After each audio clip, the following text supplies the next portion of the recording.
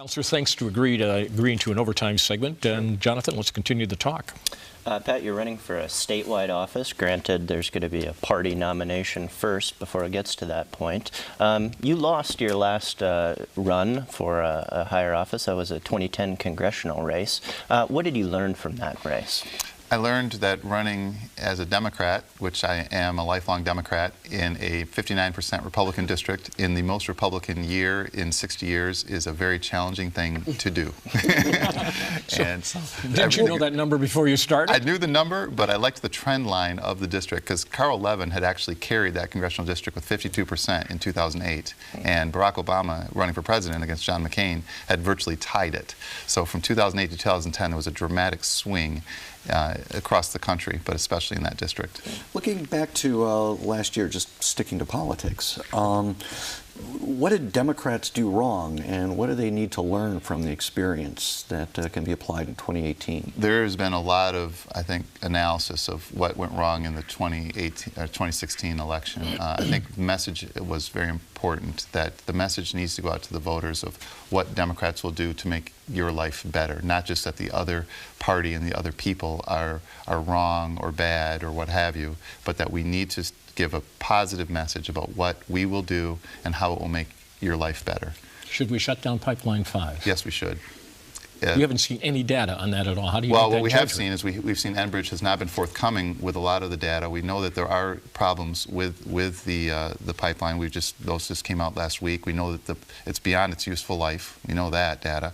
And the Attorney General can use his power under the public interest doctrine, and that Enbridge has broken its agreement with the state. So you don't care about the people that won't have propane gas in the UP? Oh, there's other ways for the UP. That's been shown that there is ways for the people in the UP to get propane gas other than the pipeline. Attorney General Bill Schuette has called for plans for an eventual shutdown of the pipeline. It's your position that he could have already acted. I believe the Attorney General has that power, based on the contract that Enbridge has with the state of Michigan, that they've been in breach, and that the Attorney General could enforce that contract.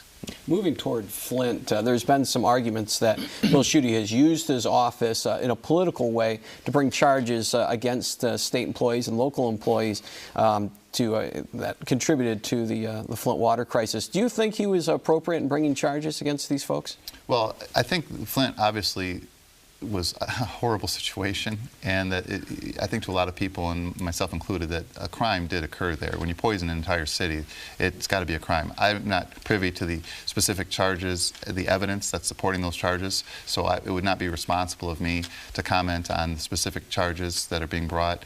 When I'm Attorney General, I will look at the evidence and make determinations based on that. So it's still possible that folks who are currently charged will still be charged, but you could also drop charges as well. That's possible, but it's also possible that more charges could be brought as well. It just depends on the evidence. We'll have to see what all the evidence and all the facts are. Did you follow the Todd Corser, Cindy Gamrat spectacle? I did. What did you think about the Attorney General bringing charges against those guys? That was an interesting case. There was just so many different nuances and twists and turns, and again, the determination that a crime was committed and charges were brought, that was fine with me. What's your opinion of Dana Nessel? She's also running for the Democratic nomination for Attorney General. My opinion of all the people who are running is based on what I'm bringing to the table. And what I'm bringing to the table is my experience as United States Attorney. And I've done the job I did the job for 5 years, and the job of Attorney General is no different than the job of U.S. Attorney. So all the other candidates who are thinking about running or who are running are going to talk about what they're going to do. They're going to make promises about what they will do as Attorney General.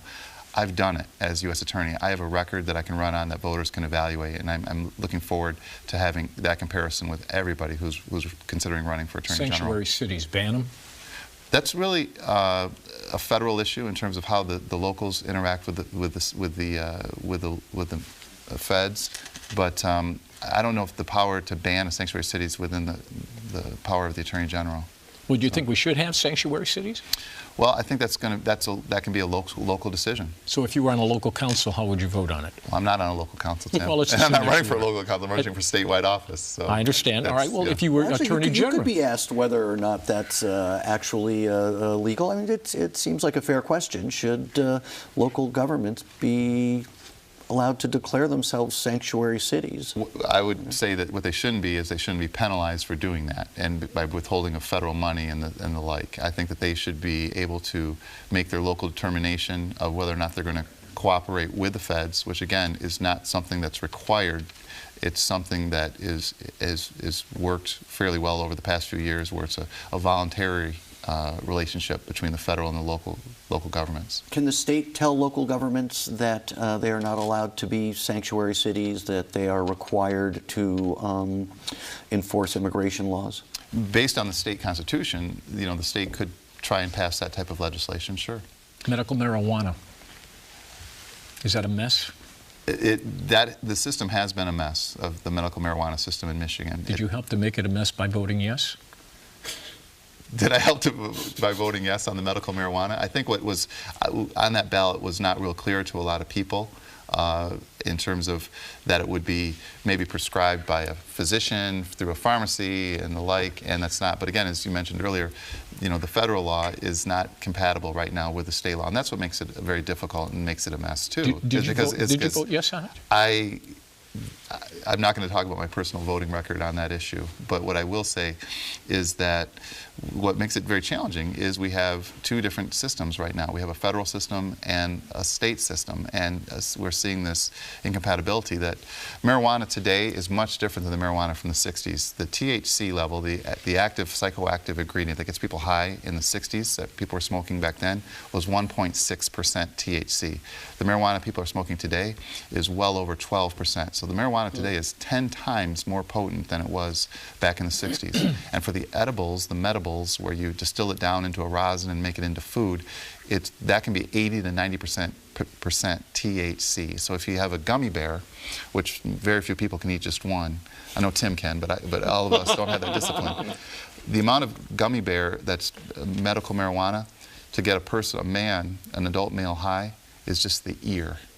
Just the ear. You'd have to tear off the ear, and that would get you high. So once you've popped a few of those in your mouth, by the time it gets through your system, through your stomach, again, because you're ingesting through your stomach, you don't even realize how high you are, and that's how people get overdose. Should the state hang back on legalizing marijuana and wait for the federal government to deal with it? Well, the people are certainly getting out ahead of the federal government by virtue of what they may or may not vote for in these referendum votes statewide. And so, let's be frank, the federal government has been very slow on this. I mean, there's been a lot of analysis by the DEA and by the FDA to see whether or not marijuana has a medicinal benefit. And so to wait for that, you know, may be more prudent, because then we would know what the law should be. But you see, we live in a republic democracy, and the people of the states are saying we want to move ahead with this in a lot of states. Counselor, with all due respect, there's going to be some of your critics who are going to watch your performance here on two issues. You refuse to take a point, saying it's your personal vote, which it clearly is. Mm-hmm. They're going to say, you know what, this guy was afraid to take a stance because it would offend his liberal base, and he would also lose conservative votes, and therefore, for political reason, he's punting. Well, I've never been one to avoid a difficult political position. When I ran for Congress in 2010, again, I ran as a Democrat. Well, okay, some will say. What I'm saying, well, critics can say what they want to say, but what I'm saying is I'm taking a prudent and appropriate step-by-step approach. I want to see what the referendum says. I want to see how it's implemented. And I am saying, again, that as Attorney General, I would not undercut what the people decide based on my personal beliefs. Well, marijuana, we know what's in the proposal. We do know what's in the proposal, but we don't know what's in the final language of the ballot language as proposed. No, and a couple things that are going to be important. We know what the A couple things that are going to be very important in that are we going to have adequate disclosure in terms of the content of THC, just like we do with alcohol, in terms of what percentages is alcohol in alcoholic beverages, and are we going to protect children and minors from accessing it? And those are some details that I think we still need to examine. What do you think the relationship is between the Attorney General and the Governor? What do you think it should be? Is the Attorney General the Governor's lawyer? How do you view that from a philosophical standpoint? The Attorney General is the people's lawyer. The one thing about the Attorney General, and this is a difference when I had as U.S. Attorney, my boss was the Attorney General of the United States, whose boss was the President of the United States. For the Attorney General of the state of Michigan, by Constitution, the only boss is the people. So you should be the people's lawyer. You don't answer to a governor, you don't answer to a president, and you don't answer to corporate special interests. But do you consider yourself, if you were elected, to be the governor's attorney? Absolutely not. Well, Frank Kelly said it was. Well, I would disagree with that. I think you're the people's lawyer, and I think that's the title of Frank Kelly's book, The People's Lawyer. He didn't say he was the governor's lawyer, and so he wrote a book that said, I'm the people's lawyer, and I think that's what Frank Kelly, I would stand by that model. Yes, but he counseled governors, going all the way back to George Romney. Would you, if the governor called up and said, hey, let's sit down and shoot the breeze? Oh, there's certainly ability for the Attorney General to weigh in on legislation, to weigh in on interpretation of law, and to weigh in. So there certainly is that role. But if the governor says, and what should I... you do defend and represent the state of Michigan in terms of defending on civil cases and criminal cases. So you are representing the state. But the governor as a person, no, that you're not, you don't, that's not your boss. So if the governor called you up and said, what do you think I should do legally, you would say, find an attorney. Well, it depended on what the issue was. If it was a criminal case where the governor might be in criminal jeopardy, I'm not going to compromise myself in that instance. But if the governor's got questions about how I might rule on a particular legal issue, sure, I would answer that question. I think maybe this is what Tim's getting at. Is there an ethical obligation to execute an instruction from the governor as the client in that relationship?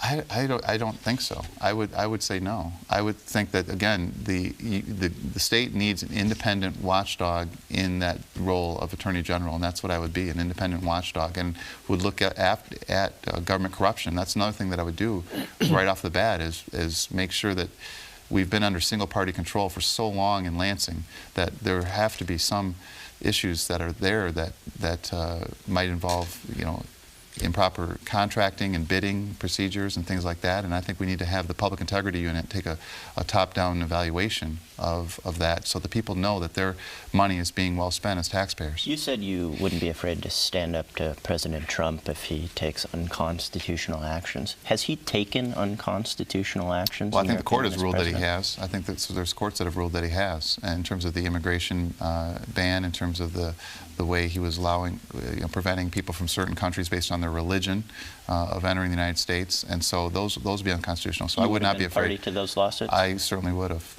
I would never stand down from opposing unconstitutional and when unconstitutional actions when the president, regardless of who he is, tramples on our rights. Does President Obama know you're running?